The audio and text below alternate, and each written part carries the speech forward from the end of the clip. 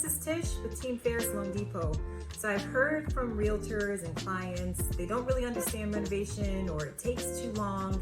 At Loan Depot, we've simplified the process. So if it's FHA or conventional or even VA, we can definitely help in that space. Renovation loans for us take about 30 days, sometimes 45 days, but on average 30 days to close a loan, one close.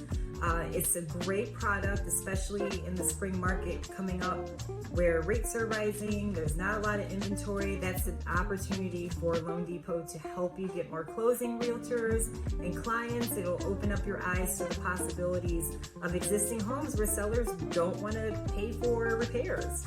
If you want to know more, we're definitely going to be speaking on this more, going more in depth, and this is just, it's a great program. So if you want to know more right now, please reach out.